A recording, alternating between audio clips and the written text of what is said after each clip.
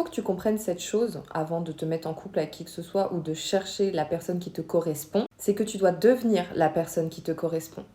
D'accord? On ne peut pas attendre d'être sauvé. Les contes de fées, c'est fini. Les princesses Disney, c'est pareil. Et si tu veux quelqu'un de fort, dans le cœur, dans l'âme, dans l'esprit, il va falloir que tu te forges de la même manière. Parce que c'est en devenant cette personne-là que tu sauras réellement repérer la personne en face de toi pour ce qu'elle est. Et que tu cesseras de voir le potentiel à travers les autres constamment puisque tu verras les choses telles qu'elles sont. C'est d'ailleurs une de mes plus grandes leçons de vie qui est arrêter d'attendre quoi que ce soit de la part des autres. Parce qu'en ayant des attentes de comment les gens devraient se comporter avec nous, on oublie nous-mêmes comment on se comporte là tout de suite. Quels sont nos plans à l'avenir de comment nous allons nous développer, puisqu'on veut être dans le contrôle de l'autre. Ça ne marche pas comme ça.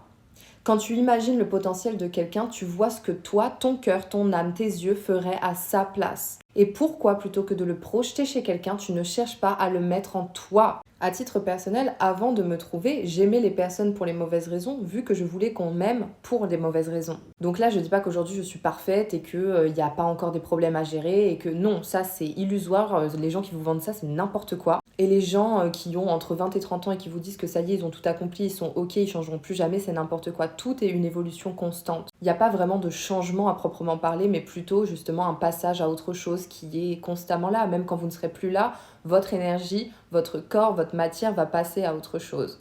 Donc c'est pas le sujet. Le sujet, c'est qu'il vous faut une destination.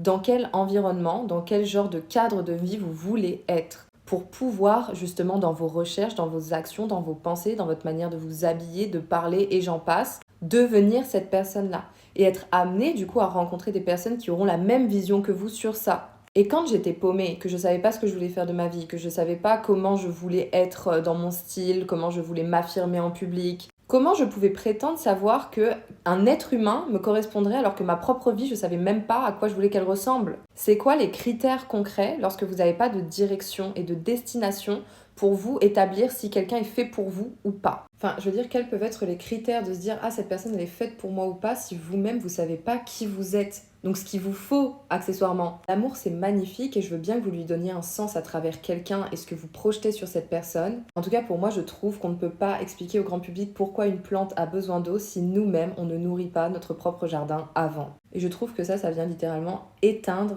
tout l'essentiel là.